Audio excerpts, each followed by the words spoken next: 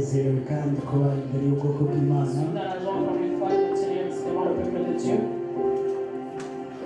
Iby'agaciro iby'igikundiro gusubira kubana n'abana b'Imana mu gihe nk'iki aho benshi bariko barazimira bariko Ça a de la valeur se tenir ici devant le peuple de Dieu dans un temps où plusieurs aho bakwegwa na byinshi. Alors, plusieurs sont attirés par plein de choses.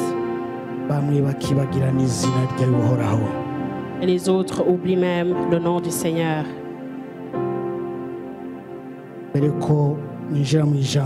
Avant que j'entre dans la parole, dans la prière ici, quand on était ici, alors j'ai reçu une parole que j'aimerais partager avec l'Église. La parole se trouve dans 1 Pierre, chapitre 2, verset 5.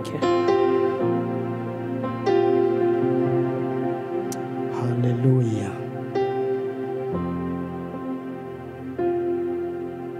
1 Pierre, chapitre 2, verset 5. 1 Pierre, chapitre 2, verset 5. 1 Pierre, chapitre 2, verset 5.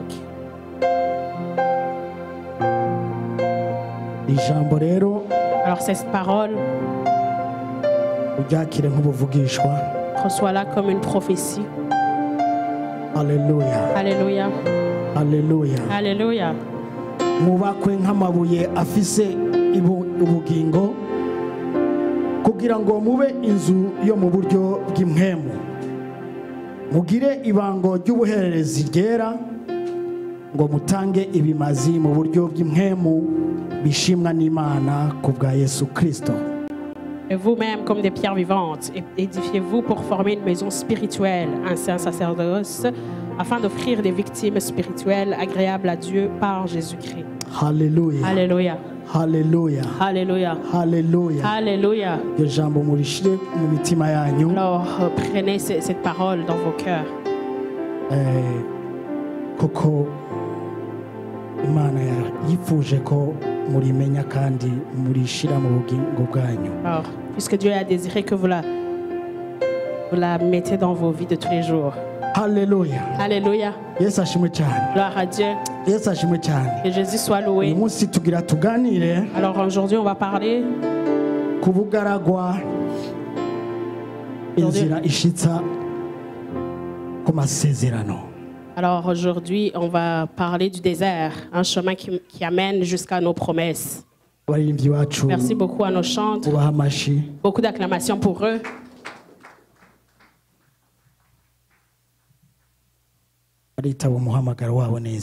Alléluia.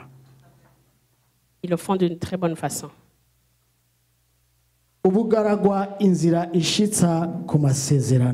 Le désert comme un chemin qui nous amène à nos promesses. Alléluia. Normalement, je n'avais pas prévu de parler sur cela. Hier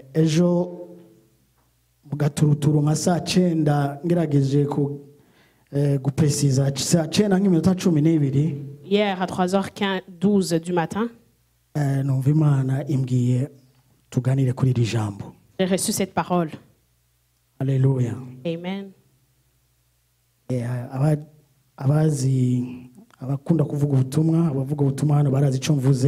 Alors, ceux qui prêchent souvent ici savent de quoi je parle. Il y a des fois où on prépare et Dieu nous donne ces choses. Alléluia. Amen. Alléluia. Alléluia. Ndasaba pasteur adusomere amaverse ane sinza gusoma amaverse menshi muganya ndayasomere rimwe. Alors je vais demander à pasteur de lire 4 versets en même temps. Tubandanye. Alléluia. Et on va continuer. Exode 13 kuva 17 na 18. Exode 13 17 à 18.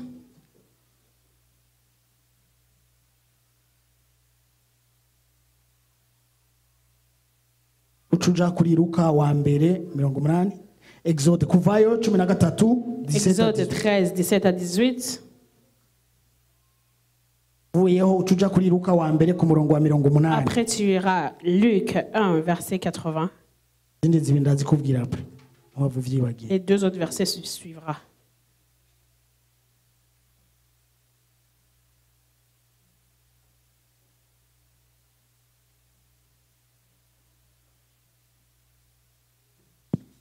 Turasoma kuvayo ibice 13 kuva ku murongo wa 17 no 18.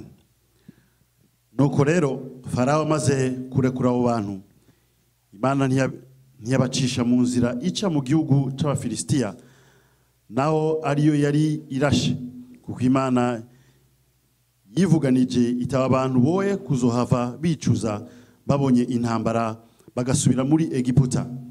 Ariko ibajana inziguzingu ibacishije mu nzira ica mu bugaragwa ahabangikanye n'ikiyaga gitukura. Nuko Abisirayeli baduze bitwaje ibigwanishwa bavuye mu gihugu ca Egiputa. Amen. Amen. Luka wa mbere wa 80. Igice ca mbere ku murongo wa 80. Nyamwana arakura agwiza inkomezi z'umutima, aba mu bugaragwa kugeza umunsi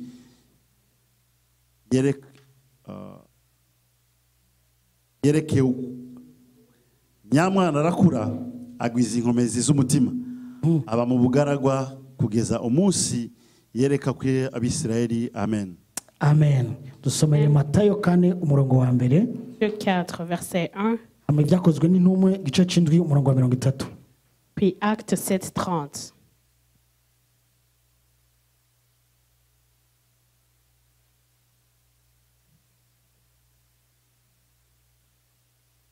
Matthieu 4, verset 1.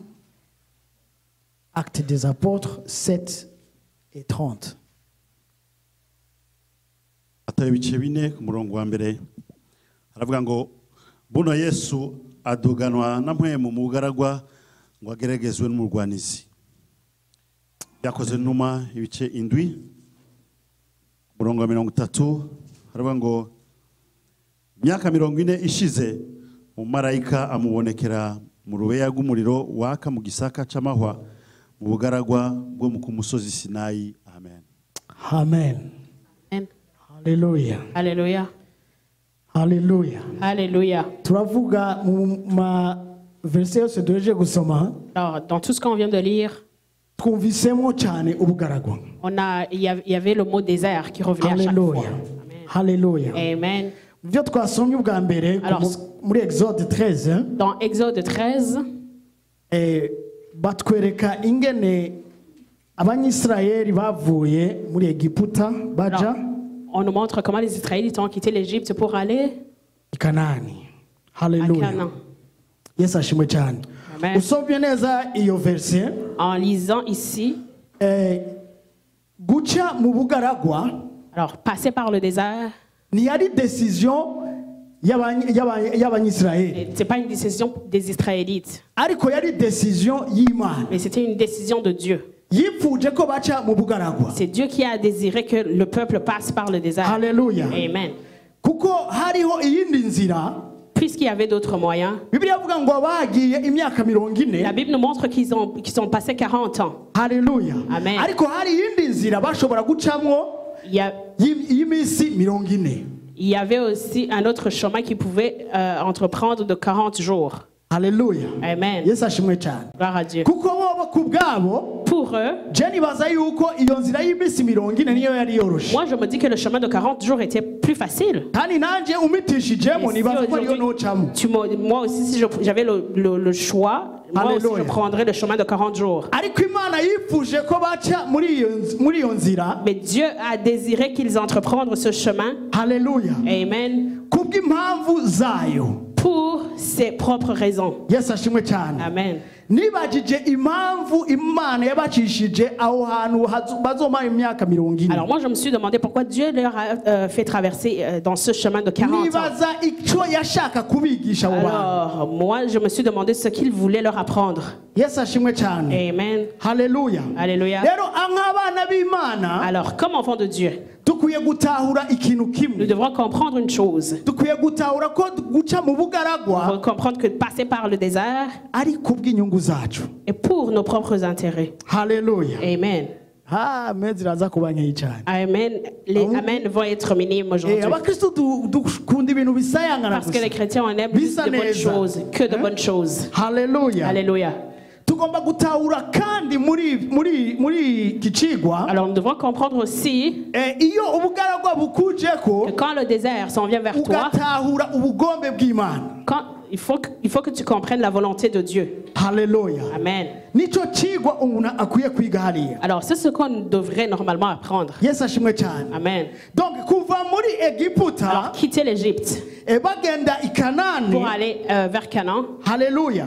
Amen. Donc Imana yari ifise objectif kuri abo bantu. Dieu avait un objectif sur ce peuple. Yesu ashimwe cyane. Amen. Hari ico yaragamije kuri abo bantu. Alors Dieu avait un but pour ce peuple. Nkuko hari ico yiteze kuri De la wewe. même façon qu'il a un but pour toi. Imana hari ico igamije kuri Alors wewe. Dieu a un but pour toi. Yesu ashimwe cyane. Que Jésus soit loué. Haleluya. Alléluia.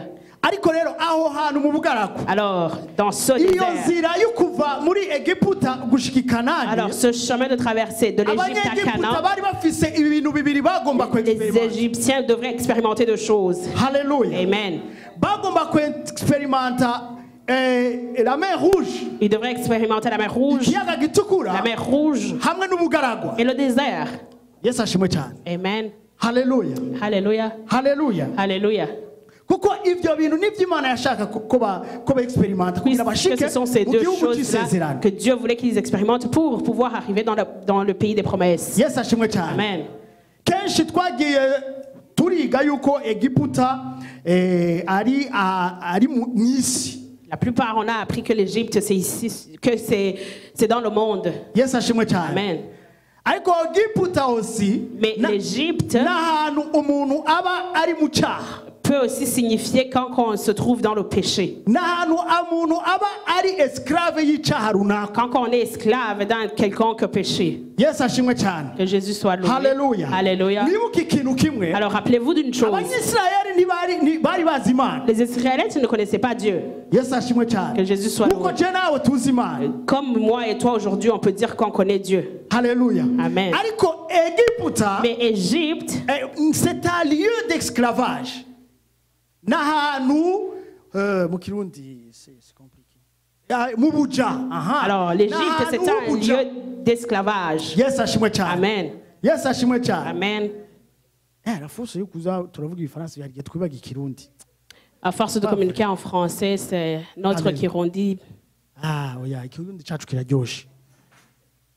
Kiraryoshe c'est vrai. Faut kuza turakivuga.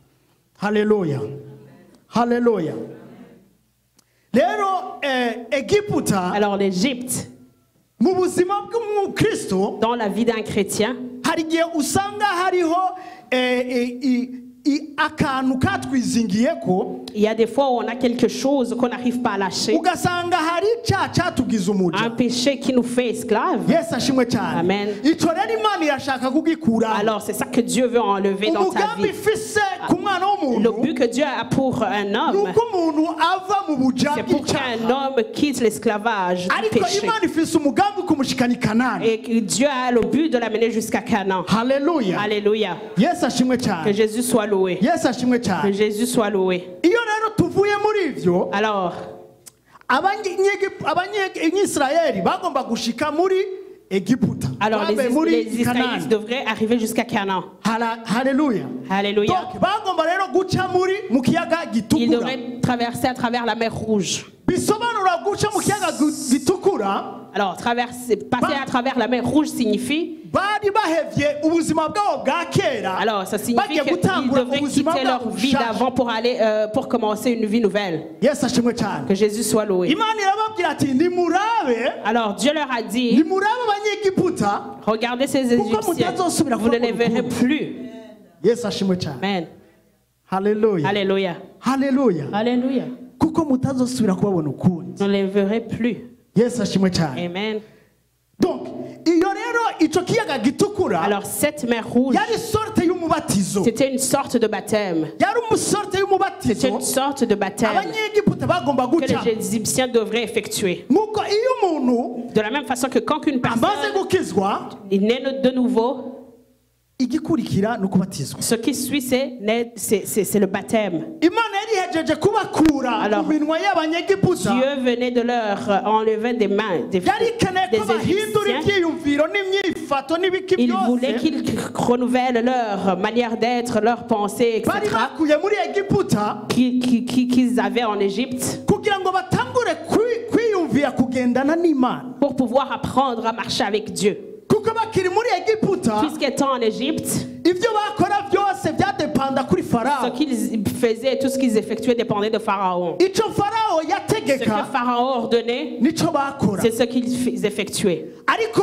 bavuye muri egiputa Mais en quittant l'Égypte, imana imaze kubabohora quand Dieu les avait délivrés des mains du Pharaon, yashaka kubigisha kugendana Dieu nawe voulait leur apprendre à marcher avec lui. haleluya Alléluia. haleluya Alléluia. yesu ashimwe cyane Que Dieu soit loué. niyo mpamvu bagomba guca hagati y'amazi Raison pour laquelle ils devraient traverser à travers la mer. yesu ashimwe cyane Passer à travers la mer. yesu ashimwe cyane Amen. ariko bamaze gushika hakurya Alors, rendu de l'autre bord, hari ikintu il y a cyabaye quelque chose qui s'est passé. yesu ashimwe Que cyane Jésus soit loué. hari ikintu Il y a cyabaye quelque chose qui s'est passé. kumbure imana kuko yari izi imitima yabo Puisque Dieu connaissait leur impamvu cœur. itabashije muri ya nzira ya hafi Pourquoi? Puisque Dieu savait pourquoi ils ne sont pas passés à travers le chemin de Donc- 40 jours. donc byari konfirimye bamaze kujabuka Alors, ça a été confirmé après leur traversée. kuko bageze hirya Puisque rendu de l'autre bord, inzara irabakubita ils ont eu faim. ariko bibagira ko bari kumwe n'imana Eh, ils bibagira ont- ko imana Et yabaciriye ils ont oublié le Dieu qui leur a fait traverser. mbega abana b'abantu ingene Oh, twibagira nous les hommes, comment qu'on oublie vite. haleluya Alléluia. kwibagira ibyo imana yakoze biragahera mu izina rya yesu kirisito Oubliez ce que Dieu a fait pour nous. haleluya haleluya Amen. bashitse hakurya Rendus de l'autre bord, batangura kwidodomba ils ont commencé à se lamenter. yesu ashimwe cyane batangura kwidodomba Ils se sont lamentés. haleluya birakunda kudushikira Ça nous arrive souvent. haleluya batangura kuvuga ngo ngiyo dupfuma twigumira hariya Ils ont commencé à dire, ngo twararya on tugahaga aurait pu au moins rester de l'autre côté, on mangeait. abakristu au moins- benshi hari igihe baza baronka La agakiza plupart, on est sauvés. ariko iyo bashitse mu ngorane Mais quand on est rendu dans un moment de trouble, bakiyumvira kwisubirira muri egiputa on désire retourner dans l'Égypte. haleluya haleluya Amen. bakiyumvira gusubira hariya On désire retourner. nibyo aba bantu bakoze C'est ce que ces gens-là ont fait. haleluya ariko bibagira ibyo imana yari Ils ihejeje ont gukora. oublié ce que Dieu venait juste de faire pour eux. niyo mpamvu imana yari ifise itashobora kubashikana i kanani Raison pour laquelle Dieu ne pouvait pas bagifise leur ibyiyumviro nk'ibi fait arriver jusqu'à Canaan en ayant toujours ce genre de pensée. bataratahura yuko badepanda cette fois-ci ku mana Sans avoir compris que cette fois-ci dépendait de Dieu. bataratahura urukundo imana yabakuze Sans avoir compris à quel point Dieu les aimait. barayitabaje Ils l'ont nkuko je nawe duhora dutabaza ils l'ont imana imploré de la même façon que toi et moi on le fait. ariko iyo dutabaye Quand Dieu est là pour nous, byamara kumera neza quand nos choses sont bonnes, tugaca twibagira iyo on twaje oublie tuva ce que Dieu a fait n'ibyo pour imana nous. yakoze haleluya Amen. haleluya Amen. yesu ashimwe cyane Que Jésus soit Yes, loué. ashimwe cyane. Que Jésus soit loué. ariko rero imana kubw'urukundo rwayo Alors, par son amour, par bibiri l'amour mbwira ngo de Dieu, yabamanukaniye manu la Bible me dit qu'il a fait descendre la manne. yesu ashimwe cyane Amen. abo bantu bamaze kuronka manu En ayant la manne, ndiko ndasoma mu bice bya 16 en na 17 lisant 16e et 17e chapitre, navuze hari abayivuariye niyo bakunda alors les kukoresha ako gatero Ivoiriens utilisaient ce terme, comment l'homme est mauvais à quel point l'homme est mauvais. l'homme est vraiment mauvais Ah, ah, alléluia très mauvais même très mauvais même. et baje kuronka manu Après avoir reçu la manne, haleluya bageze hajya ngo mu bugaragwa bwitwa Sini en étant dans le désert de Syr, ils ont eu soif. rega baribagiye ko Imana Ils ont yabahaye oublié encore une fois que Dieu venait juste de leur donner la manne. Hein. batangura Ils ont kwidodo commencé encore une fois à se lamenter. bataka Mose Ils ont parlé à Moïse. haleluya Mose avuga ati jewe abagabo ndabagire gute Moïse a dit, mais qu'est-ce que je vais faire? mana ndabariyo abantu jewe ndabagire Seigneur, gute qu'est-ce que je vais faire ninumva avec son peuple? Imana ati kubw'imbabazi zawe ati wowe nzoba ndi kumwe nawe Alors, par la miséricorde du Seigneur, Batayangu, Dieu a nipite ku dit, gitanda. Moïse, je serai avec toi. Prends le bâton, mazi araboneka frappe sur le rocher, l'eau sera là. Imana yacu ni nziza ni Notre Dieu nyobora est bon. nubwo tutabitahura igoma na urukundo rwayo haleluya Son amour Yes, est Hashim. éternel. Amen. nubwo tugambarara Même si on est des fois igomana urukundo rwayo Yesu reste ashimwe avec son cyane amour. Amen. Yesu ashimwe cyane Amen. haleluya kubera iki dutafocus Alors, pourquoi on perd notre objectif? haleluya kuko Imana yari yaberetse Dieu neza leur avait neza iyo montré yikira abajana d'une très bonne façon là où il Alléluia. les a menés. Amen. bon igikurikira Ce qui suit bategeza ku expérimenta byari ubugaragu le désert devrait aussi expérimenter le désert. haleluya Amen.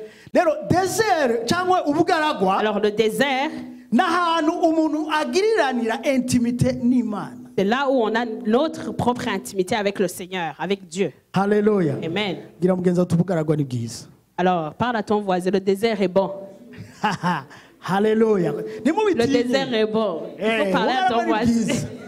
bwiza ubugaragwa ku mukristo ni bwiza Le désert pour un chrétien est super. ejo nciye nibuka akantu Je viens de me rappeler d'une chose. ejo turi mu masengesho Hier- uwatwigishije ijambo bienvenue Hier, c'est Bienvenu qui nous a partagé la parole. yatubwiye akantu karyoshye cyane Il nous a dit une petite Alléluia. affaire. ngo urahitamwo ngo akaryoshe kabishe cyangwa akabishe Il nous a karyoshe dit que c'est notre propre choix de choisir ce qui est bon Alléluia. ou pas bon, ce qui est mauvais ou pas. bon. Alléluia. Ça c'est une révélation. C'était vraiment une révélation de sa ngo part. akaryoshe kabishe cyangwa akabishe karyoshe wowe hitamwo iki akabishe karyoshe ubugaragwa ni bwiza vuga rero gasuta ubugaragwa ni bwiza Alors, parle à ton voisin, Alléluia. le désert est bon pour toi. Alléluia. Amen. yesu ashimwe cyane Que Jésus soit loué. Haleluya. Imana ndayikunda cyane. Yesu ashimwe cyane. Donc rero. Ariko rero jewe iyo ubugaragwa ndabukrasa mu mice ibiri. Moi, je classe Alléluia. le désert de deux façons. Ubugaragwa hariho ubugaragwa bukuzako kubera icyaha runaka. Il y a un désert qui vient vers toi à cause du péché. Alléluia. Amen.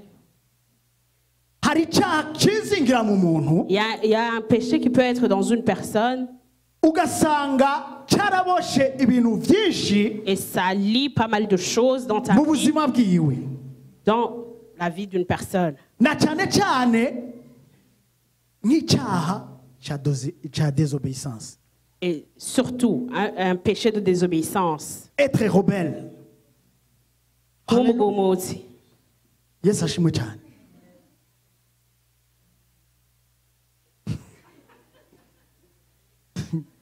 Alléluia. Kenshi turagambarira Imana. Souvent, on devient désobéissant envers Dieu. Kenshi hari ibyo Imana idusaba Souvent, il y a des choses que Dieu nous demande, nous recommande, ariko tukabica ku ruhande. et on désobéit. On Haleluya. passe à côté. Muri iki gihugu jewe muri iki gihugu Dans ce pays, moi, nize kuba en règle. j'essaie d'être en règle. Haleluya. Kubera iki gihugu Puisque ce pays, uzanye bya bintu byacu by'amanyanga hariya si tu amènes nos affaires de là-bas, hari iwacu de là où on provient, ukabizana et tu amènes ces affaires ici, ukabikora et tu le fais, ndabakunda cyane kuko n'abantu bafise imwemu ya patience je les aime beaucoup parce que les gens d'ici sont tellement patients. Haleluya. tellement Imwe ya patience tellement rwose. patient. Mugabo umenye neza Mais sache que ko umunsi umwe un jour, uzumva bagufasha. ils vont te prendre par la Bariko chemise. barakwega. Uh-huh. Hashe imyaka 10, 15, 20, 10, 50 20, 30 ans, on bazokurura. le fera. Tu seras attrapé. Haleluya. Amen. Yesu ashimwe cyane. Rero ubugaragwa Alors le désert, hari igihe buba kubera il y a des fois où ça vient twaciye ku ruhande y'ijambo ry'Imana. parce qu'on a passé à côté de la parole de Dieu. Yesu ashimwe cyane. Amen. Uciye ku ruhande hariho les conséquences qui s'en suivent. Alors, si tu passes à côté, tu dois assumer les Nk'uko conséquences qui amategeko s'en viennent yaciye avec. ku ruhande, De la il y a même des façon que conséquences si tu qui passes à s'en côté de la loi, il y a les conséquences qui s'en viennent avec. Haleluya. Amen. Yesu ashimwe cyane. Amen. Ariko iyo umaze gutahura Mais quand tu as bien assimilé impamvu uriko urabaho ubwo buzima, la raison pour laquelle tu vis cette vie-là, kuko hari icyo utakoze neza, puisqu'il y a peut-être quelque part où tu n'as pas suivi la loi, kuko hari inshingano zawe utakoze, puisqu'il y a des choses que tu devrais faire et que tu n'as pas fait, umaze kubitahura impamvu ubwo bugaragwa buri kuri wewe, quand tu as déjà compris pourquoi le désert est dans ta vie, ukihana que tu te repentis, ukakora neza ubwo bugaragwa burava. c'est sûr que le désert disparaîtra. Haleluya. Ubwo n'ubugaragwa bwa mbere buba ku bantu. Ça, c'est le désert, le premier désert qui peut venir chez les gens. Haleluya. Ubugaragwa bugira kabiri, Le deuxième désert, aribwo nza gutebako cyane, c'est là où je vais m'attarder. ni ubugaragwa bushobora kuza kuri wowe kubera umuhamagaro. C'est un désert qui peut venir vers toi à cause de l'appel. Haleluya. Alléluia. Ubwo rero ni igitangaza. Ça, c'est le bon désert. C'est Ubwo incroyable. rero Alors, ce désert, ubimenya que tu utabimenya, le saches ou que tu le saches pas, Imana yonyene nizi umunsi ubwo bugaragwa buzokuva. alors c'est seul Dieu qui connaît le jour où ce désert quittera ta vie. Haleluya. Alléluia. Yesu ashimwe cyane. Que Jésus soit loué. Yonyene nizo menya ubwo bugaragwa aho izo bugukurirako. C'est seul Dieu qui sait quand le désert quittera ta vie. Yesu ashimwe cyane. Ubwo bugaragwa rero ni ubugaragwa busaba kwihangana no gutahura icyo Imana ishaka ugatega ugutwi Alors c'est le désert qui kugira ngo wumve icyo Imana ishaka kukubwira. demande d'être patient et de tendre ton oreille pour pouvoir entendre la voix de Dieu. Yesu ashimwe cyane. Amen. Yesu ashimwe cyane. Amen. Ikintu cyonyine gishobora kubukuraho Alors, ni ikintu nita umwanya. ce n'est que le temps qui peut enlever ce désert. Le temps. Le temps. Yesu ashimwe cyane. Amen. Kuko umwanya w'abana b'abantu si wo mwanya w'Imana. Le temps des hommes n'est pas celui de Dieu. Yesu ashimwe cyane. Iyo utabitahuye kenshi, Si tu ne le comprends pas souvent, haleluya, ukagira ikibazo runaka, si tu ne comprends pas et que tu as la difficulté quelque part, kenshi uja mu byo kwigwanira. quand on ne le comprend pas souvent, on combat pour nous-mêmes. Haleluya. Amen. Yesu ashimwe cyane. Amen. Ejo twari tuvuye ahantu na pasiteri Hier, j'étais avec Pasteur. tuza turavugana ama objectif twari dufise muri kino gihugu. Alors, on a commencé à remémorer les objectifs qu'on avait dès le départ pour ce pays. Twashitse ngaha turi misore abagabo bumutse Nous sommes arrivés ici, on était jeunes. bakomeye bafise ama ambition. À l'époque, on était jeunes, on avait plein d'ambitions. Ndabushingira intahe ingene ahantu nagiye gukora ahantu muri Mex. Je lui ai dit que je même travaillais à Mex, Mu Burundi navuye compagnie d'habits. nari mfise agence de dédouanement. Alors, au Burundi, j'avais une agence de dédouanement. Urumva ko nari igihangange quand même. J'étais fort quand même. Hein? Nshitse ngaha ntango gukora muri manufacture, Rendu ici, j'ai commencé avec la manufacture. ngenda muri iyo compagnie yitwa Imex. J'ai commencé dans la compagnie appelée Mex, Mu compagnie mutwi d'habits. wanje Dans ma tête à moi. nca ndabicapa neza nko mu myaka nka 10 ingene nzoba mfise igikompanyi nk'iki. Alors, dans ma tête à moi, je pensais que dans 10 ans, j'allais avoir la même compagnie. Haleluya. Amen. Nca ndiruka n'ifaranga rero. Alors, j'ai commencé à vraiment chercher. ndakibita nkaja mu giti ya nkagitemaga mana yanje J'ai commencé avec le bois, je coupais le bois. mashini nkagubita ni mashini ibiro 15 Machine de 15 kilos, je soulevais une machine de 15 kilos. ubu yikoreye kuva 5 du matin gushika saa 10 De 5 heures du matin jusqu'à 16 heures. amafaranga we ntakurosa Je cherchais l'argent. Haleluya. Akagongo kazohaherera. Et mon dos a été magané. Wari uzi ko naje ngahanye mfise ubuhanza no narakasore kameze neza. Haleluya. J'avais les cheveux à l'époque. Yesu ashimwe cyane. Tazanda ndiko ndarondera amafaranga kabisa. Je cherchais l'argent, je cherchais les ariko sous. muri iyo kubera kubw'umuhamagaro nabitahuye mu nyuma. Je l'ai compris après. Narigwaniye ndiko ndarondera inzira zanje. J'ai combattu pour moi, je cherchais mes propres harageze voies. ahantu abantu batambonye muri 2012. Les gens qui ne m'ont pas vu en 2012. Narabahezagiraga mana. Haleluya. Abantu mutambonye mete mwarahovye. Les gens qui n'ont pas fait la connaissance affaire avec 5 000, moi affaire 6 000 en 2012. Affaire 5 000, 6 000, je distribuais. Distributeur de monnaie. Petit problème, distribution. Haleluya. Ako musi vyagiye. Liberano yaragishika. Libéra venait juste d'arriver. Amutwara mu jipe giza naguze cash. Atavuga ati bwa bundi burani hatari. Je l'ai mis dans ma voiture. Alléluia. Ariko kubw'umuhamagaro Imana irabifunga byose. Dieu a tout fermé. Dieu a fermé le robinet à cause de l'appel. Alléluia. Yesu ashimwe. Kandi ni vyiza. Et c'est bon. Ni vyiza. Kubera umwanya wose n'ubwenge bwanje bwose bwari mu ifaranga. Alors, mon temps, mes pensées étaient juste dans l'argent. Mais quand Dieu a fermé ce robinet, alors j'ai commencé à m'approcher de mon Dieu. Alléluia.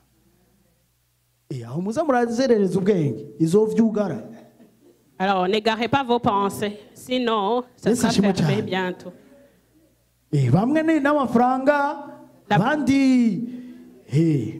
Les uns, c'est l'argent.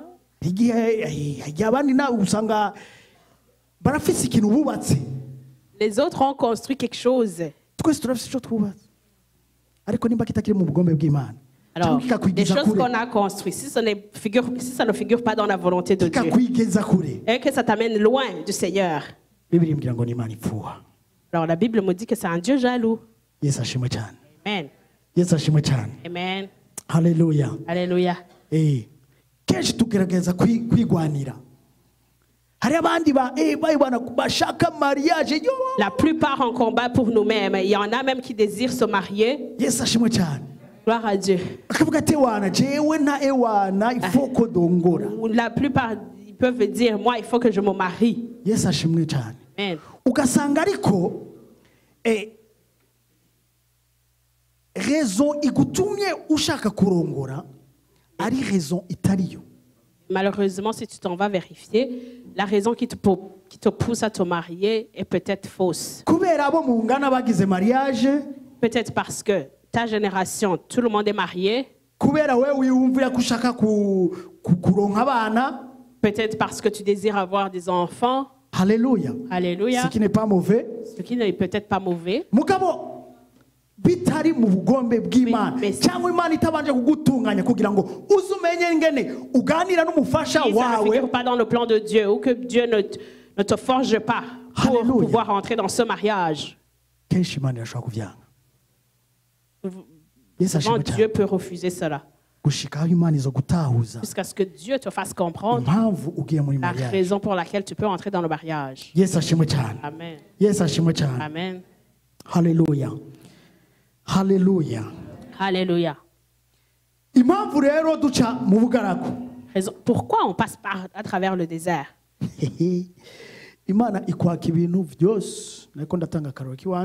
Quand on passe par le désert, Dieu t'enlève toutes choses. Alors, la Bible nous donne l'exemple de Moïse. Alléluia. Amen. Moïse, muri palais. Alors Moïse a grandi dans le palais. Alléluia. Amen. Mose yakuriye ku kirimba yaronse éducation imwe iruta abanyegiputa bose. Alors Moïse a reçu une éducation qui surpassait tous les Égyptiens. Que ce soit il a reçu meilleur professeur. La guerre, Moïse était meilleur plus que les autres. Dans le leadership, Moïse était meilleur. Puisqu'il a reçu une très bonne éducation. Alléluia. Amen. Mais puisqu'il avait l'appel sur lui. Alléluia. Alléluia. Puisqu'il avait la paix sur lui, il a vu deux hommes. Puisque lui, il était juif, il a vu un Égyptien qui combattait un juif. Amen. Puisqu'il avait quelque chose dans son cœur, lui, ce qu'il a fait, c'était quoi? Il est parti chez l'Égyptien. Il n'avait pas compris que c'était une piège de Dieu pour pouvoir l'envoyer dans le désert. Alléluia. Amen. Que Jésus soit loué.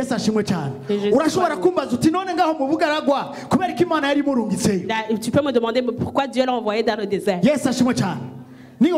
Rapidement. C'est pour laquelle Dieu l'a envoyé dans le désert. Il a été derrière le troupeau. Amen. Il a été derrière le troupeau. Alors, nous, les hommes, sommes comme des troupeaux. Alors Dieu allait l'apprendre comment conduire le peuple de Dieu. Parce qu'en conduisant le peuple de Dieu, puisque dans le peuple de Dieu, il y en a les difficiles et les faciles. Même si moi, je n'ai pas été derrière le troupeau, j'ai été quand même dans la campagne. S'il y a quelque chose qui est difficile vraiment, c'est d'être un berger. Quand tu frappes il va à droite. Chèvre, quand tu le frappes à gauche, il va à droite. Jamais vu. Alors, la chèvre,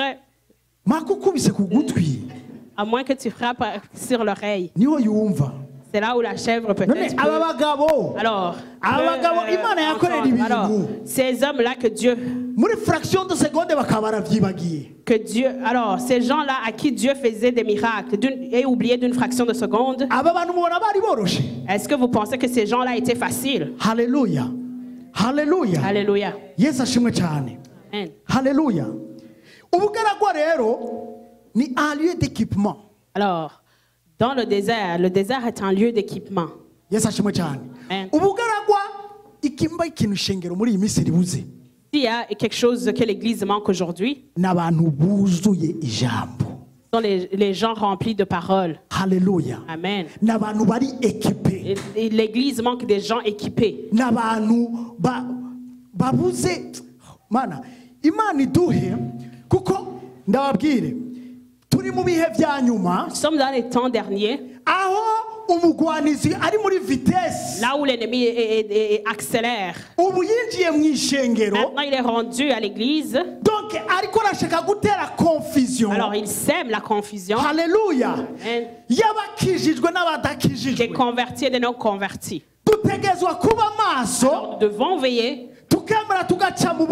Accepter de passer à travers le désert, mais tendre l'oreille à ce que Dieu veut nous communiquer. Alléluia. Alléluia. Pour ne pas nous retrouver, pour ne pas nous retrouver avec des péchés qui encombrent l'église. Alléluia. Alléluia. Amen. Raison pour laquelle nous devons veiller. Raison pour laquelle nous devons être équipés de la parole. Alléluia. Amen. umva imana igihe ikura abanyegiputa abanyisirayeli muri egiputa yaberetse aho itangurire n'aho bazohereza. Alors, quand Dieu faisait traverser les Israélites, il leur a montré le but et la fin. Donc, yabakuye muri egiputa ibereka ko bazoshika i Kanani. Il les a fait quitter l'Égypte en les montrant qu'ils allaient vers Canaan. C'est une belle promesse que toi et moi on attend aujourd'hui. C'est arriver vers notre Canaan. Alléluia. Amen. Yes, Amen. Mais il y a quelque chose que Dieu a omis de dire à ces gens-là. Yes, Amen. Il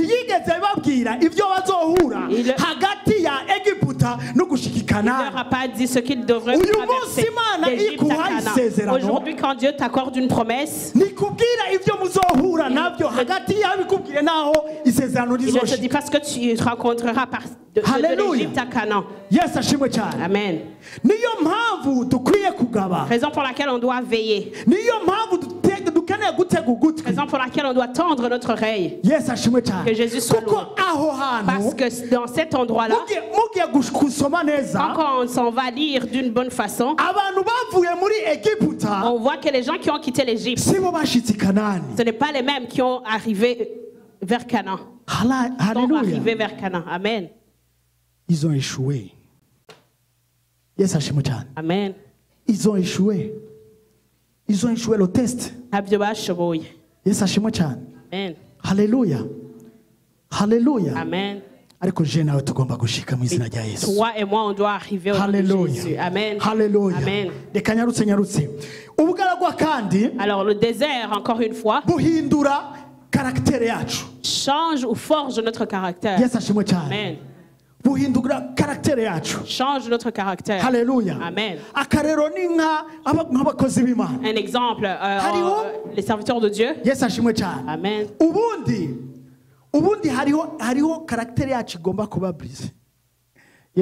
Notre caractère doit être brisé.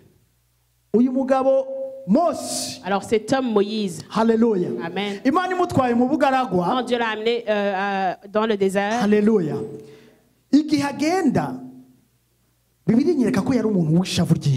La Bible me montre que Moïse avait une très grande colère en lui.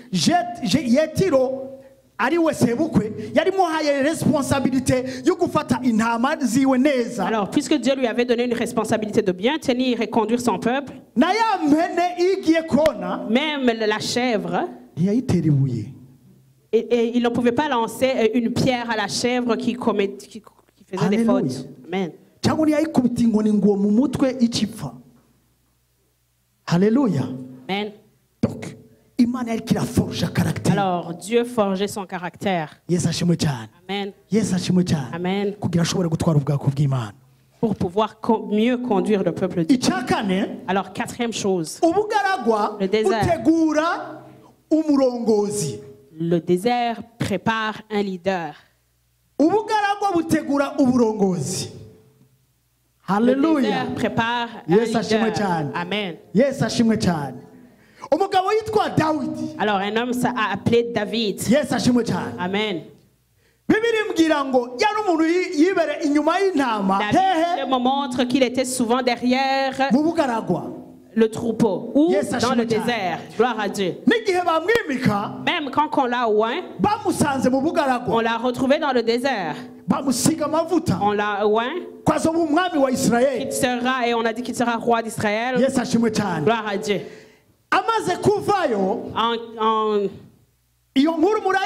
Vous le savez dans la Bible.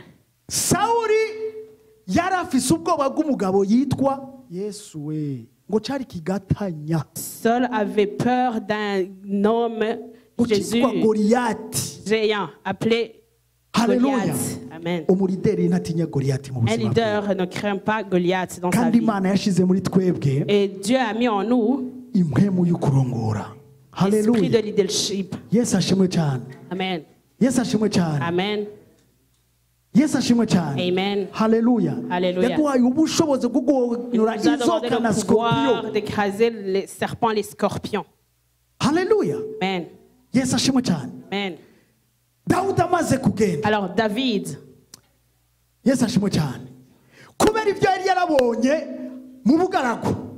puisqu'il avait vu pas mal de choses dans le désert, il a appliqué ça. Il a appliqué cela pour tuer Goliath. Un géant qui avait fait peur aux Israélites. Mais ce qu'il a fait, c'était quoi? Il a lancé une pierre. Il a dit à Saul, moi, quand j'étais berger dans le désert, le lion venait, l'ours venait, l'ours venait puis amenait un mouton, et je courais derrière pour l'arracher. Et si le lion venait, et je pouvais aussi l'arracher. Et je pouvais l'écraser en morceaux. Alors, il a appris cela où? Dans le désert. Alléluia. Amen. Alléluia. Il a appris à être un leader. Raison pour laquelle Dieu l'a choisi pour pouvoir être le roi des Israélites. Gloire à Dieu. Alors, cinquième chose, le désert. Alléluia. Amen. Alors c'est dans le désert où on combat, où on effectue un combat spirituel. C'est là où on apprend à combattre un combat spirituel. Alléluia. Alors, je vais te dire une chose. Satan n'a aucun problème avec toi. Mais le jour où tu comprendras l'appel,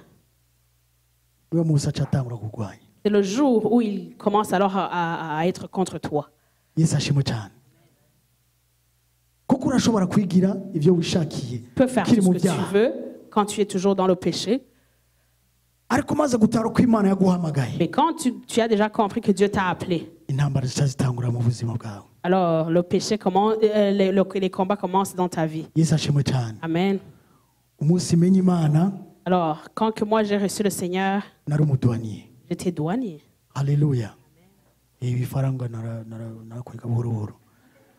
L'argent, j'en avais. Alléluia. Amen.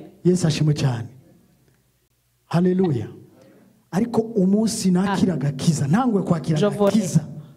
Quand j'ai reçu le Seigneur, Alléluia. Amen. Alors, j'ai quitté mon emploi. Alléluia. J'ai quitté mon emploi d'une façon inexplicable.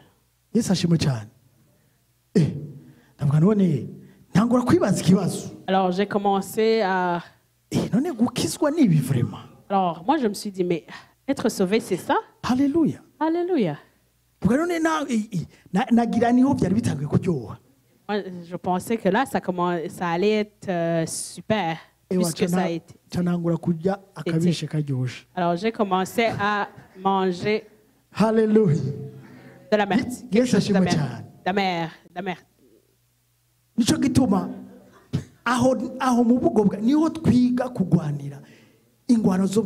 Alors c'est dans le désert qu'on apprend à effectuer des combats spirituels. Alléluia. Amen. Alors, dans ce peu de temps, il y a eu beaucoup de choses dans ma vie. Alors, moi, je me suis dit, alors, j'ai commencé à remettre en question mon salut. Alors, Dieu était en train de briser toutes les mauvaises choses qui étaient dans ma vie. Les parcelles que j'avais achetées ont été liquidées. Étant ici.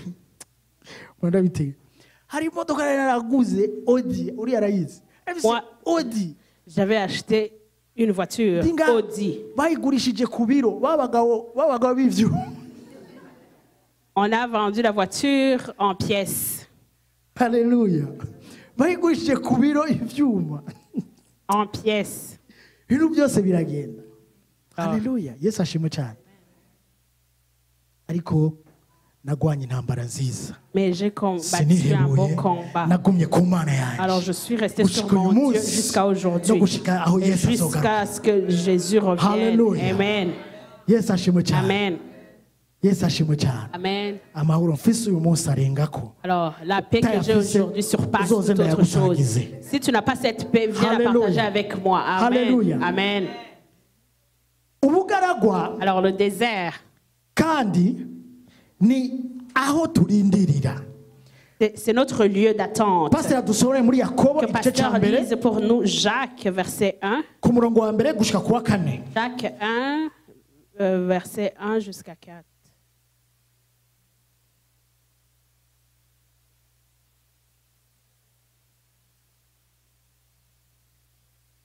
Mm-hmm. 1 jusqu'à 4.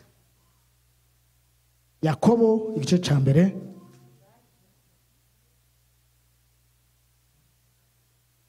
wa mbere no gushika kwa kane.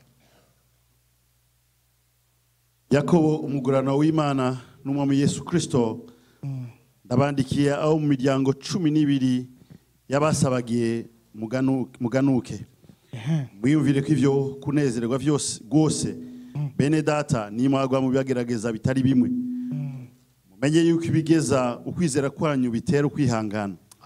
Ariko kwihangana gukwiye guhingura igikorwa cako ngo mubone gutungana gose muhinguwe mudahajije na kimwe. Amina. Hallelujah. Ni sawa. Gezaho. Ubugaragwa utwigisha kwihangana. Le désert nous apprend à être patient. La parole de Dieu nous dit que ceux qui attendent dans la patience sont enfants de Dieu. Alors ces gens, Jacques parlait de la patience. S'il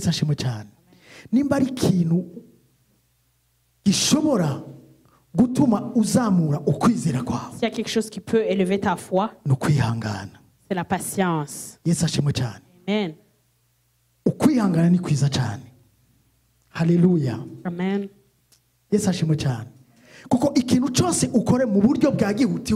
Alors, à chaque fois que tu feras quelque chose rapidement ou sans patience, il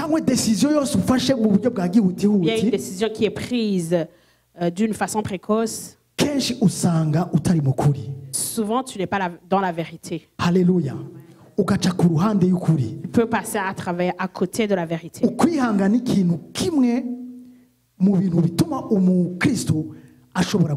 Alors la patience est une des choses qui peut pousser un chrétien à bien se tenir. Alléluia. Amen. Alléluia. Amen. Alléluia. Alléluia. Yesu ashimwe cyane. Yesu ashimwe cyane. Amen. Reka tubandanye ubugaragwa kandi n'ahantu umuntu ageragerezwa. Alors le désert, c'est quelque part où on est tenté. C'est un Dieu qui sonde le cœur. La Bible dit que c'est un Dieu qui sonde nos cœurs. Yesu ashimwe cyane. Amen.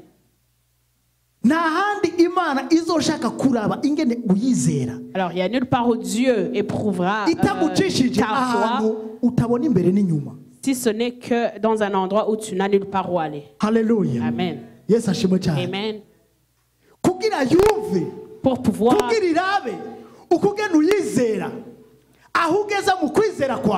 pouvoir expérimenter ta foi envers lui.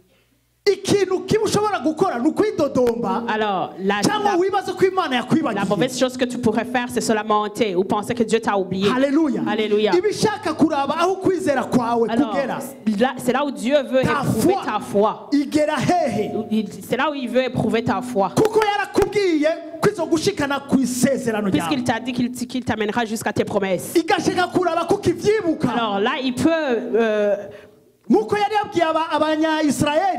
comme il a dit aux Israélites qu'il les amenait vers Canaan. Alléluia. Amen.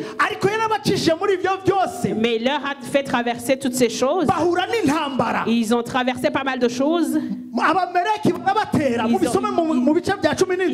Il y a eu la guerre, lisée dans le 17e chapitre. Alléluia. Amen. Mais il voulait vérifier s'ils se rappelaient de la promesse qu'il leur avait faite de les ramener jusqu'à Canaan. Alléluia. Amen. Yes, ashimwe cyane. Alléluia. Yes, ashimwe Gloire à cyane. Dieu. Alléluia. Alléluia. Reka turangirize kuri iki cy'umunani. On va finir par Alléluia. la 8e chose. Ubugaragwa, le désert.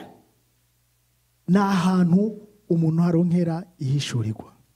C'est là où on a une révélation. C'est dans le désert où on a des révélations. Yes, ashimwe cyane. Alléluia. Alléluia. Alléluia. Alléluia. Alléluia. Paulo ama ari ku inzira y'i Damasiko. Paul on alla vers Damas. Ngo umuco uramurasira. Alors acara huma. Alors il a été aveuglé par une lumière. Yes, ashimwe cyane. Amen.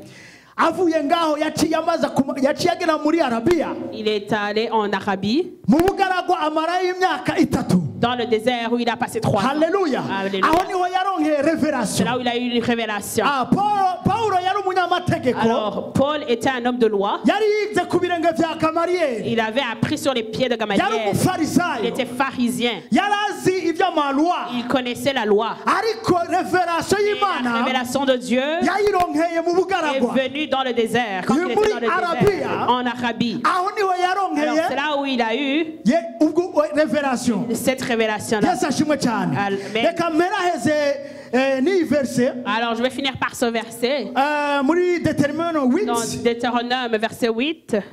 Chapitre 8. Ugira kabiri. Verset 2.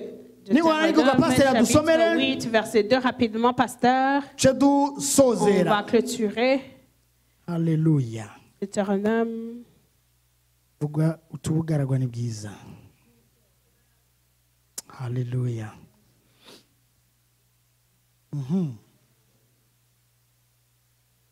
Usubira mu byagezwe. Ego. Bice 8 ku murongo wa kabiri. Ego. Kandi muze mwibuke urugendo rwose rwo mu bugaragwa. Haleluya. Muze mwibuke mu rugendo rwose rwo mu bugaragwa. Uhoraho Imana yanyu yabarongoreyemo iyi myaka uko ari 40. Kugira ngo bacishe bugufi. Ibacishe bugufi. Agenda buhora rero. Ibacishe bugufi. Afin de t'humilier. Kandi. Ibagerageze. De vous éprouver. Menye ibiri mu mutima mu mitima yanyu. Amenye ibiri mu mitima yanyu. Yuko muzokwitondera ivyagezo vyiwe. Yuko muzokwitondera ivyagezo vyiwe. Canke ko mutazovyitondera. Canke ko mutazovyitondera. Haleluya. Haleluya. Iryo ni ijambo ry'Imana.